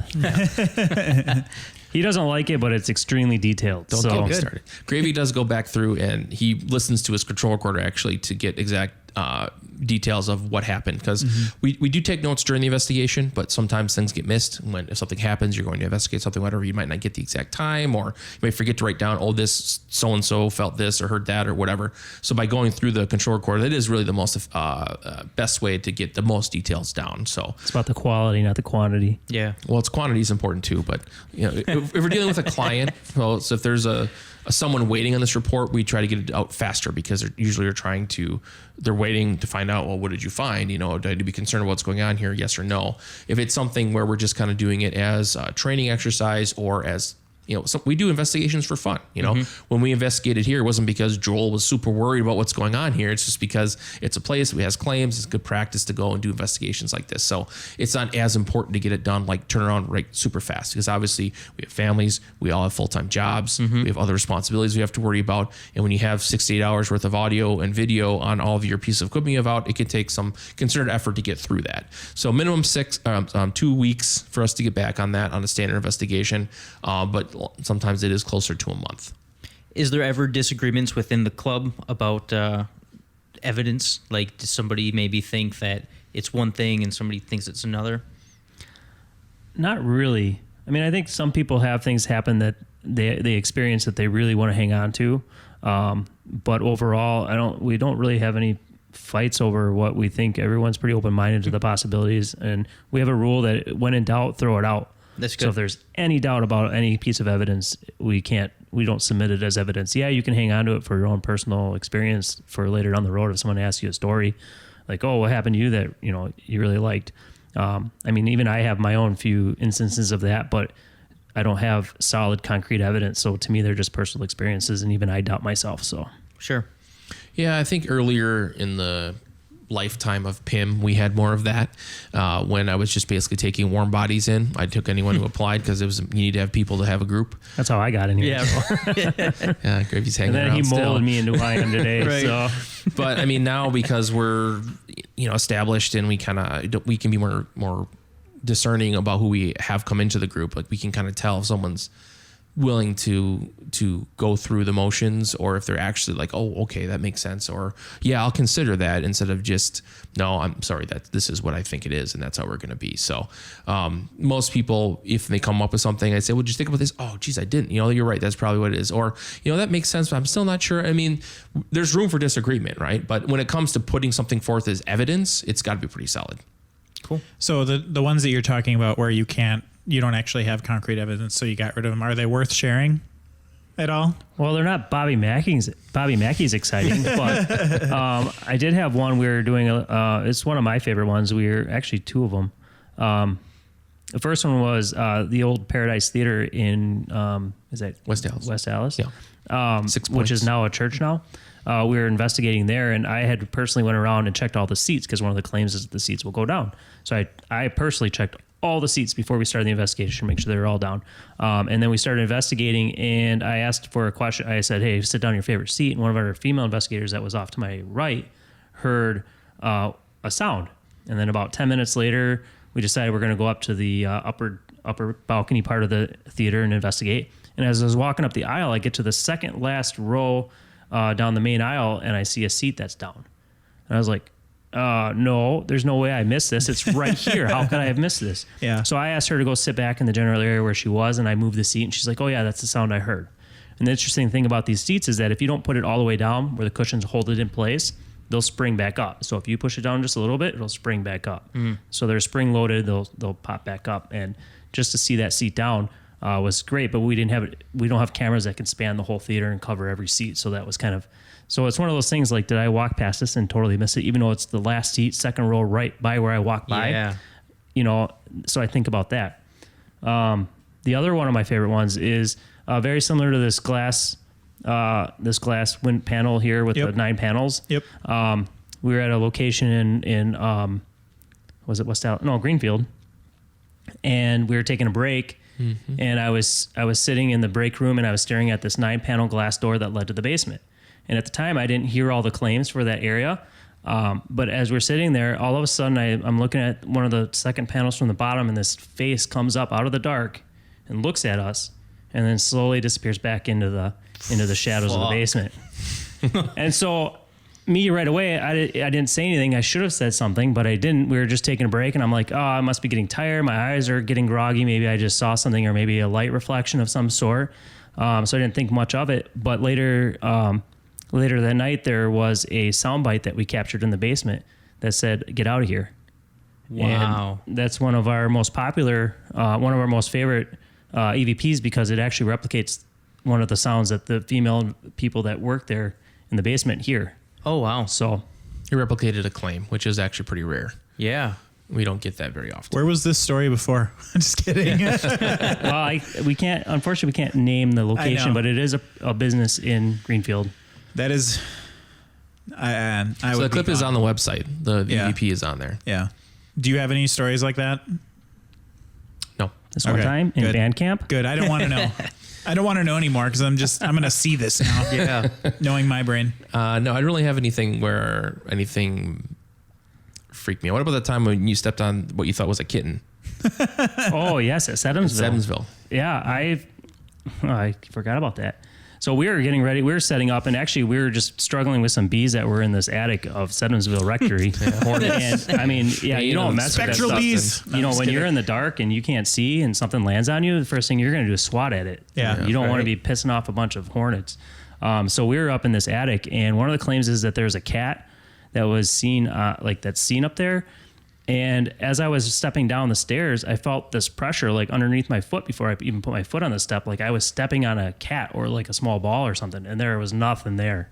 Wow. I was like, whoa, it was an actual, like, almost like a force field keeping my foot from hitting and I quickly picked my foot up. So I thought that was interesting. That really is, and that's very close to a story that our guest last week told. You might be able to explain it better, but he was... They were doing an EVP session, and Electronic voice phenomenon for those that aren't sure what an EVP is. Oh, we knew. Oh, actually, you know Did what? you say that already? I already said that. Okay, yeah. whatever. Yeah. He's always correcting me when I say stuff You know like what? that. I'm actually wrong. He was doing a ghost box. Oh, that's not even a real thing. So Yeah, I don't. So here's the story. I'll just tell you the story.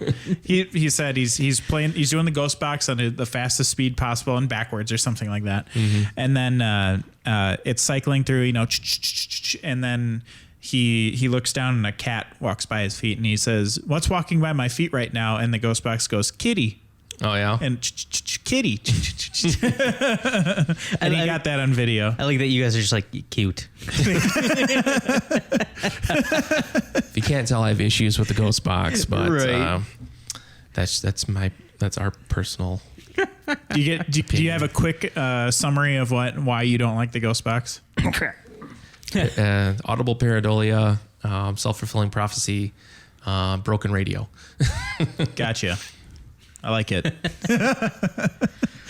Cool. I could talk to you guys all night, but Yeah. we're hitting about an hour and a half here. So Do you have any? Are you guys doing any outreach? Like you said, you used to go to libraries and stuff like that. Are you doing anything that's coming up that you want to share? Actually, I mean, summer is kind of our slow time for public things.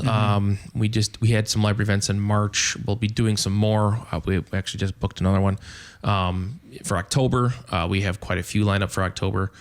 We are doing a public event. This is kind of a big thing. So you guys heard of Edinburgh Manor in Iowa? I have not. I have not. So I'd recommend looking it up. It's a really interesting location. It was on Ghost Adventures. And we've investigated a number of times. But we are doing a public event there, a very limited public event, because it is 3.5 hours away, roughly a little less than that from here. And so that's in October, actually. I think it's the second weekend in October. And so we really limit how many people we can be there so they can be a really like kind of intimate, as close to a PIM investigation, whereas we would only have as many PIM members there as possible to give people that sort of atmosphere. It's in the middle of literally nowhere on a hill. You don't have to worry about traffic. You don't have to worry about neighbors. Cows are the worst thing we have to deal with, mooing every once in a while. And so it's a really great location that we go to at least once a year. And we'll be doing a public event there in October. So we'll have... we'll be releasing ticket information actually coming up in June, and that'll be on our website, paranormalmilwaukee.com, as well as our Facebook page. It's funny you say that about the cows because one of the things that happened last time we were there, and I documented this, is we were sitting in one of the rooms, and all of a sudden we heard like a phone vibration. Like, oh, whose phone is vibrating? And everyone's like, no, not my phone. My phone's off. My phone's down by the gear or whatever the case was. We're like, okay, well, I marked it down, and all of a sudden it happened again. And then we checked one of our other recorders. It's actually the cows in the backyard mooing. Oh. That is by the time it gets into the building, it sounds like a phone vibrating. Oh, Low. It's so low that, sound does really weird stuff. And that's Yeah. why it's so difficult sometimes. You're like, where did that come from? Yeah. But, Awesome. Do you guys? Last question I'll ask. Do you guys investigate any other cryptids like Bigfoot or aliens, or does that not interest you in the slightest? We do not investigate other cryptids. Okay. The closest we get to is claims of ghost cats and dogs, and once a ghost panther. Yep. That we did wow. investigate. It's a scary beast, I bet. Yeah, I was excited. Gravy wore a stake around his neck the whole night. So someone had a convincing enough story that you guys investigated Ghost Panther. Yeah, and it was outside too, which is I'm just saying, like, this isn't adding up here. The story behind it was they lived near a zoo, and the zoo would bury their dead animals in a lot close to theirs. So it was on their property. Yeah, It was yeah. like this ravine on their property. It was the Racine Zoo. They used to take their dead animals and they paid them to be able to bury them there. And so that's the story. It was confirmed. They had found like giraffe bones and stuff like that. Wow. So it actually occurred, but then they were seeing like these ghost or shadow animals outside their property.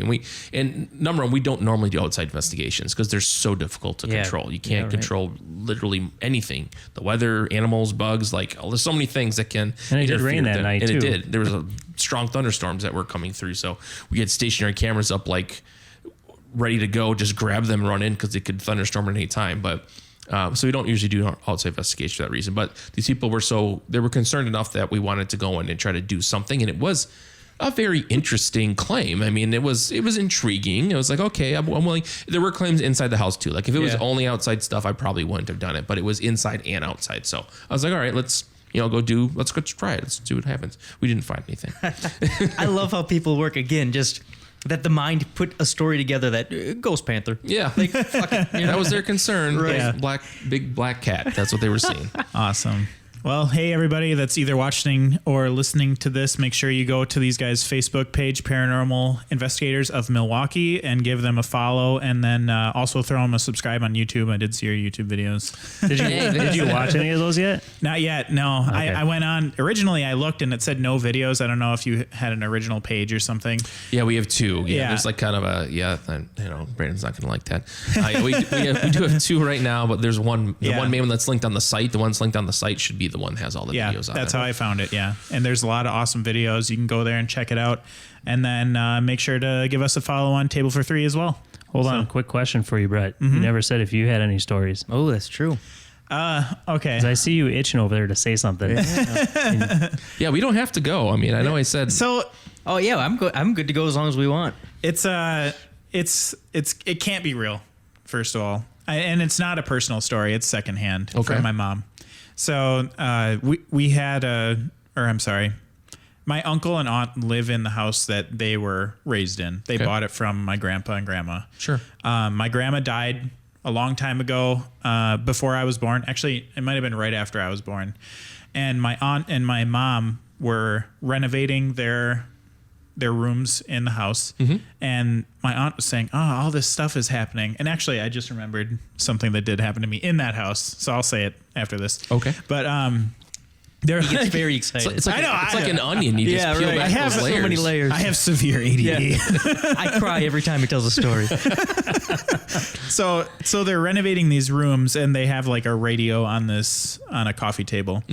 And my aunt is telling my mom, like, I feel like she's still here. Like, all this crazy stuff is happening. Like, the glasses are moving on tables. Like, noises are happening in the basement. Obviously, all that can be explained. And then she says, they're like, "Oh, well, let's not talk about that. You know, we just want to get our job done here. We want to be happy or whatever." And they were talking about like, "Oh, what were her favorite things?" And they eventually got to, what was her favorite song? Well, it was In the Jungle. Like from The Lion King, Yeah. basically. And they're like, "Oh, cool." And they're talking. And then a few minutes later, my mom goes, "Oh, nice radio." And she's like, "Yeah." And she turns it on. It's In the Jungle. And they all just they both like freaked out. And it's on a classic rock station. I have no idea why they're playing it, because we have a local station in town that they always listen to. So they freak out and they run out of the house. And that's their paranormal story. It was grandma altering the radio station to play her favorite song to say, "I'm still here." If I may, it is a classic rock song by the Tolkiens. Is it classic Yeah, rock? The Lion Sleeps Tonight. Okay. Yeah. I was way before Lion King. Yeah. Yeah. Yeah. Oh, yeah. We looked that up too. Yeah. Yeah. This is not the first time I told this story. It was just a very large coincidence. So then what happened to you? So they eventually renovated the basement, and we always went there to hang out with my cousins, and because they had like a drum set and all guitars and stuff like that down there. And my cousins are always talking about all these noises that are happening in the basement. So we sleep down there specifically because it's scary. Right. Yeah. And That's what we do too. Just Yeah. so you know, it's supposed to be scary. That's where we sleep. yeah. I stay in the car.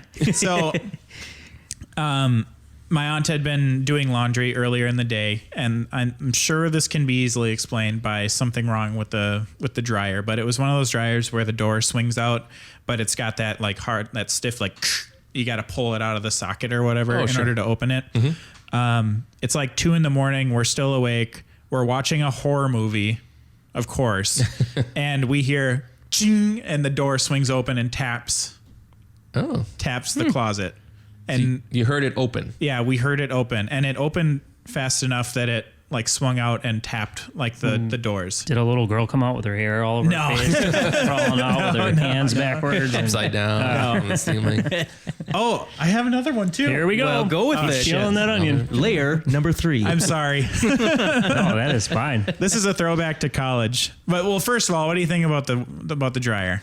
So, I mean, I'd have to look at the dryer to see Yeah. the exact mechanism. But I mean, if you heard the noise of it, it's like pulling, like if someone was pulling it off of that latch, if you will. Usually those dryer latches have like a hook. And then when you close it, it pushes that hook up so it latches. And Yeah. then that noise you hear is that kind of like spring loaded thing when it comes back down so that Yeah. it can go straight out. So it would be odd for it to do it by itself.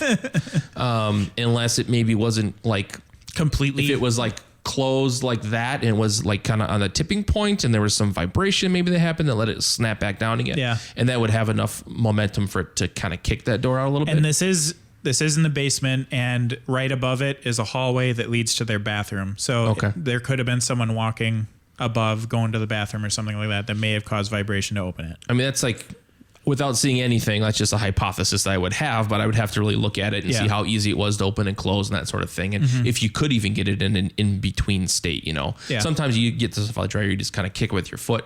You hear it latch or close enough that the light goes off and then you go on your way. And then maybe it was just on that little bit of a, Yeah. but that would Plus, it's or not, or it could just be, a demon. plus it's a It dryer, could be the so demon. it probably was heated up at some point during the day, and as it was cooling, Yeah, That is that's another exactly thing. what I was expansion thinking. contraction of the Yeah. of the plastic or the metal pieces. Or it was And then heated up from the demon that was in there. Yeah.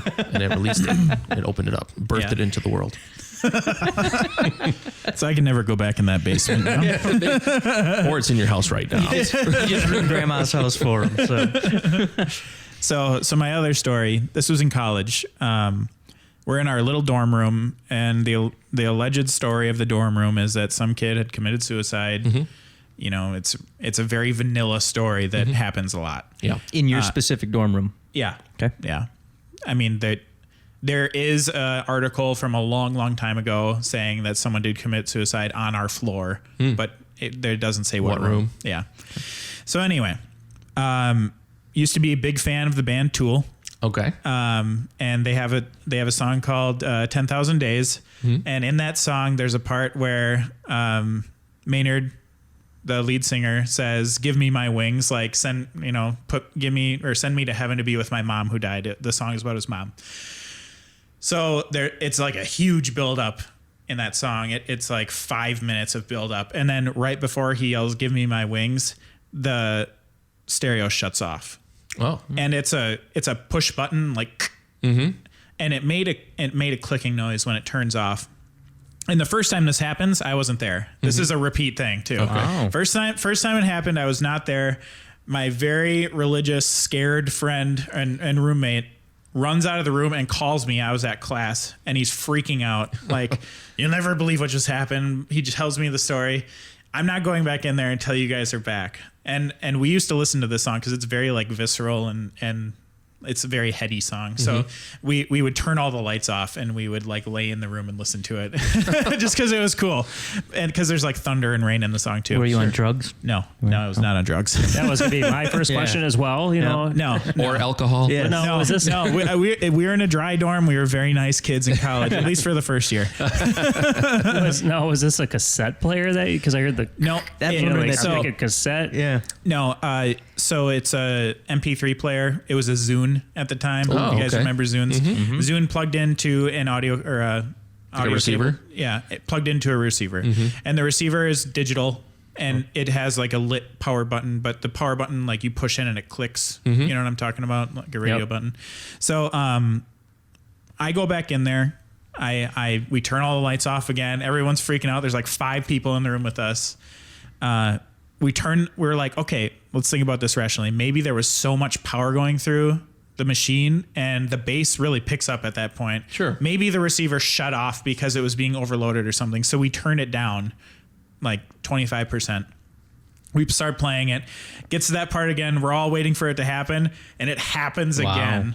And we all freak out and we run out. I don't know if you can see. I'm getting goosebumps. So it The happened. light just turned off. Right. Yeah. Thank you. There's my validation. Right. Thank you, Ghost. So it happened 2 times or 3 times? We were able to replicate it 3 or 4 times, and it didn't happen every single time. But Could it be vibrations from the bass? Could the button have been? I don't know, man. Okay. I'm And like it's freaking only out that listening song. to Like it. it never happened with any other song. No other song. Maybe just not a Tool fan. He Yeah. thought the song was overblown. Yeah. We wouldn't have been so like afraid of it if it wasn't like the part of the song where he's like calling out religion and stuff like Sure. Maybe he's just tired of hearing that song over and over. I'm stuck with these dorm Yeah, kids right. again. Yeah, These exactly. tools. that. Yeah, so that's my story. I totally forgot about that. Until Yeah, just now. That was a good one. We bring out the best in people. Yeah. What I liked about that one is it was repeated. Mm-hmm. Yeah. As I said, science is about replication. So, And actually, you know what? No. What?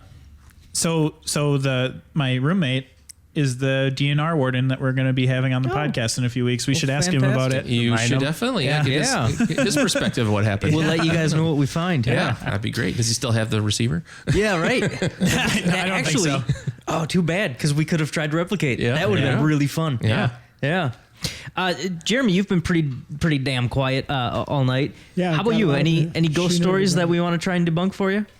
No, I've never had the pleasure of meeting a ghost. Unfortunately, it's on my bucket list. I could say.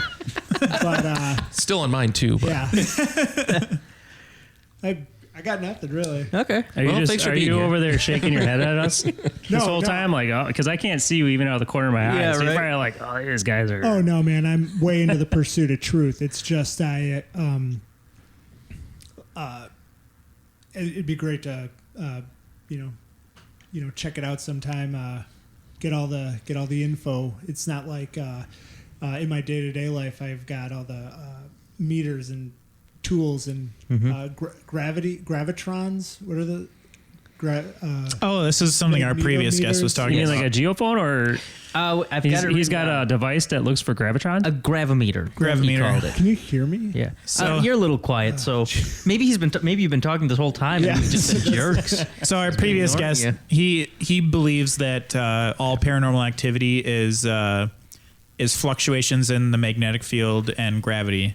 So when the magnetic field of Earth is moving, it somehow messes with gravity, and that's what causes stuff to fall off a shelf or people to feel like they're pushed or something. It's just a fluctuation in gravity that's forcing someone to move. So he's saving up to buy a gravimeter, which is apparently a device that I explained it like a pogo stick. Like if you're on Earth and a pogo stick has a spring and it has 1G. So if you were on a different planet and it pushed that spring down and created like some sort of pressure, it would be able to read that and say, okay, there's more gravity now than there was before. Right. So it's basically a device that does that. So he's trying to save up. They're like $4,000 and it reads gravity, and he's trying to prove his hypothesis by being somewhere where something happens and then getting the reading. He's like you guys, very scientific and trying to get data. Can I- difficult. Can I get one? Please. I want one. Ask your wife. And my problem with that was A PIM fundraiser. the biggest issue with anything that we do is that having your equipment in the right place at the right time is the hard part. Yep. And that sounds like something that's going to have a very limited range. So we need more. as far as being able to detect the Need two of change them. in gravity. So yeah, 4,000 times 20. So to try to cover an area. Yeah. Because it would suck to have something happen and it's like, oh, I needed to be 2 feet to the left, and I would have got that. Right. We use a lot of things that are data loggers, and so instead of trying to be like, oh, something's happening, let me pull out my meters, we just have things that constantly are sampling the environment and recording it, and then we can just plug it into a computer and it'll graph it over time later, so then we can see, I caught an EVP at 1058.02. What was the EMF doing then? What was the temperature? What was the humidity? What's the barometric pressure doing, to see if there's any correlation? Do you have a most useful tool? Definitely the H1. And what is an H1? Any audio recorder. Oh, right on. Yeah. So, I mean, audio is one of the most common things that's put forth as evidence in the field. It's also the most common thing to be misinterpreted and contaminated by people who are there. So, Sure. Noise pollution. using that is really been a game changer for us. I like to say my common sense is my most That's important tool. that's good. That's Because if deep. you can't, it's real deep. Yeah. You know? I thought it was. I mean, because you gotta have common sense how to use even the Zoom, which if you don't have common sense, you can't use the Zoom one that you think is the best. What I like to tell Gravy is that we don't like to rely on our human, fallible senses, including our common sense, because sometimes that fails us when we're tired, cranky, and hungry. I think we just stumbled on one of those disagreements. It probably That's is it, one I'm of out. those disagreements. We always want to rely on the machines to tell us what's happening and not on our eyes, ears, nose. Sure. But the machines don't turn them on by themselves. So you have to have the That's your common common sense sense. to keep the batteries in there. You're right. Have you guys ever heard of Astonishing Legends? It's another podcast. No. Okay, look it up sometime. It's Okay. great. But they talk Give about them homework. Writing that Yeah, down. Professor, when is this due? anyway, they talk about a specific type of recorder that's really old. I think it's Panasonic or something. here we DD go. R60. Yeah. That is it. You got it. Yeah. So I've owned one of those. I've used them. I've done a lot of research on them because it is a recorder that supposedly captures all of these things. It's legendary gear. Right. Yeah. It's old technology. It is incredibly compressed file format. It was so compressed that the first level of Panasonic's customer service couldn't tell me how compressed it was. I had to go to the supervisor before I could figure out, because it's not in the manual or anything like that about what file format it actually records in. It records in this really weird file format, but it's super compressed, more compressed than MP3. And the reason why the compression matters is because when you compress something, you're taking what this audio would be, right? And then you're pulling out frequencies that the computer inside the recorder is saying these aren't important for the integrity of that recording. The highs and the lows. Right. Yeah. And so when you do that, you're removing information out of that recording, and you're making it oftentimes more tinny. You're making it more garbled. You get that kind of background noise feed buzz that you'll hear. And if you listen to any recording on a RRD60 60, you hear that. It sounds like there's constantly, you're in a crowded room and you're trying to hear something on the back of that crowded room. And it's like, well, why does it sound so crappy? It's because you're using crappy equipment. And so all the time they're getting these EVPs. It's what I call audible pareidolia. Pareidolia is us making sense out of nonsense with our ears. And so we hear a question, right, being asked, and we're all going to think of intelligent responses to that question, right? So any sort of thing that any noise that's in that space after that question is asked, you're all listening for different things, but something that might be an intelligent response to that question. Yeah. So if it sounds kind of like a name or a place or whatever, if one person makes that connection and says it out loud to everyone else, as in with all the CD lyrics and music lyrics that we've ever mislearned in our life, you'll never hear anything else. You'll hear what that person heard because it does fit. We have a rhythm to our speech. We have a rhythm to how our words in English, any language really, but for English, from most of that we're doing in here is in English. So you're automatically going to go to that. That's all you're doing with that RRD60. I've asked people who use it, why do you use this thing? Oh, because it works. No, it doesn't. Like, you should record that next to an H1 and listen to the two differences you have in those two recordings, and you'll be able to see what all that you're missing in that RRD60. Yeah. But you see people use it, only it. That's the only audio they have with them. And if it is a very sensitive microphone, so if you move a little bit, shuffle it, rub it against something, that you're going to get this weird noise that comes in after you ask that question. So I don't like that recorder, and it's expensive. It's stupidly expensive. You could buy like 3 H1s for that recorder. Oh, wow. So do you still want us to look up that podcast name? So their case was he took it into a room. It was the only recorder in the room. He set it down, left the room, and there was some ridiculous demon screaming and yelling sounding thing. That's why you have cameras. Yeah. But they claimed it to be demonic. Yeah, very, very much like life-changingly freaky. They're skeptics. Have you ever heard of the Sally House? Yeah. Yeah, that was at the Sally House in the second floor. Yeah, we've looked into the Sally House before. It's a little bit expensive for what you get. Yeah. Well, interesting. I mean, I have, like I said, I've used it myself. I owned it for a short time and then sold it because I'm like, I could get better equipment for the money. Yeah. But he wishes he would have hung on to it because now it's way more expensive than what he priced it for back then. Yeah, it was probably about 8 years ago or something like that. I had it. So I think I bought it for like 150 and sold it for 160. Wow. I think they're going for $1,000 now, aren't they? Even more. It's because now D Bagans is using it. So. Oh, really? Are they long out of production? Yeah. Yeah. Oh, yeah. It was was that made what in you the call 90s. Oh, wow. He who must not be named. D Bagans. That's what I saw call them, but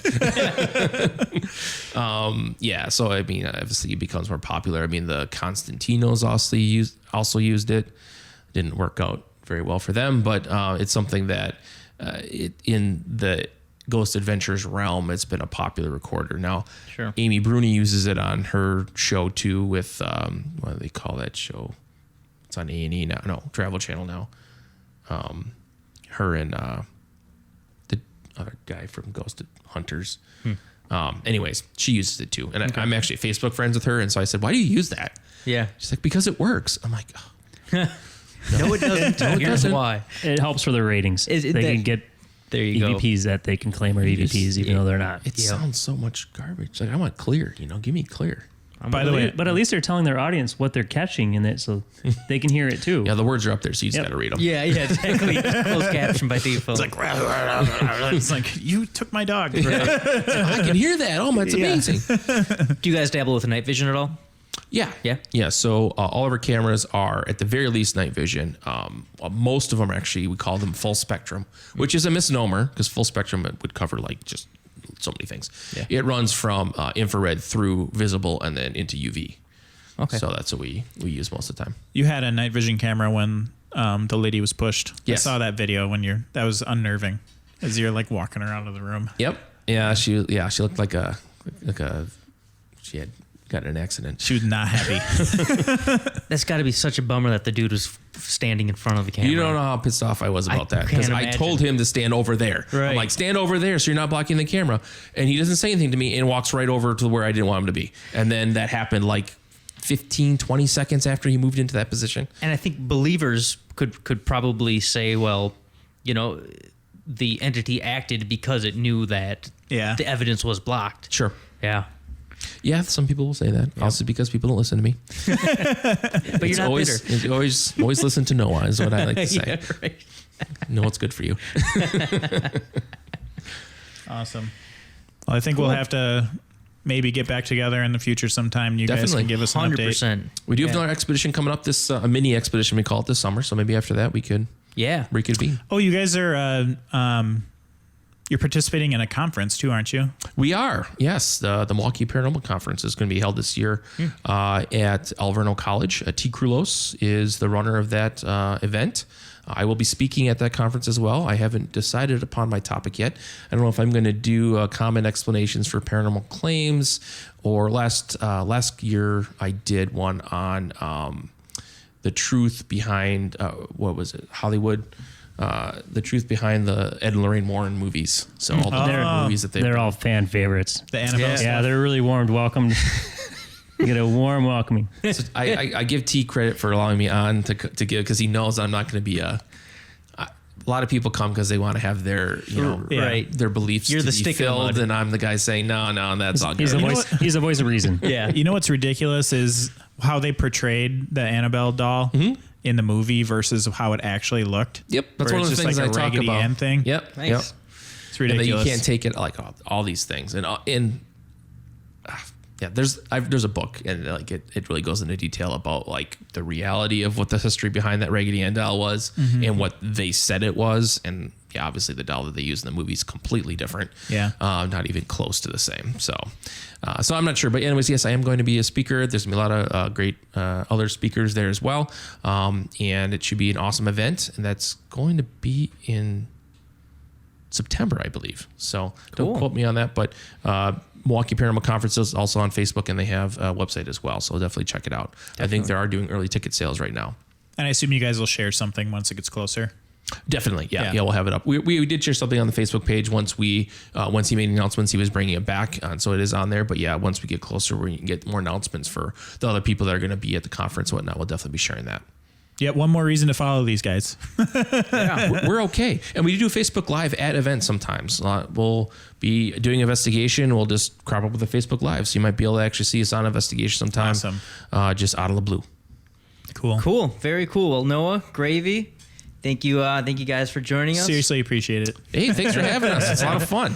Yeah. Thanks. Always great to be at the Chud now. Absolutely. Yeah. And we should give a plug to the Chud now as well. Yeah, the Yeah. Chudnow Museum. What street are we even on? We're 11th. This is on 11th Street. Okay. Yeah. Between State and Wells. I'll tag the website or the Facebook page. He said he had a Facebook page, so He does, yeah. I'll make sure Absolutely. to put that on the Facebook post that we share out. So everyone, if you want to come see this place, it is awesome. Yes. Well worth the trip. Yeah. Yeah, they Joel had- is always very accommodating. Right. Yeah. Joel's very nice good guy. dude. Yeah. Did not know him at all today, and he invited us right in with open arms. Yeah. That's true. We told him he needs to be on the podcast too. Yeah. Definitely. You should definitely have him. He has Yeah. a lot of great stories and history Yeah. from this place and the Chudnow family, and this is all stuff that he collected himself. So Yeah. it's literally a really awesome museum. Yeah. Chudnow Museum of Yesteryear, it's called. Yeah. Cool. Awesome. Well, thanks everyone for listening. Make sure to follow everyone in the room, and you have a great night.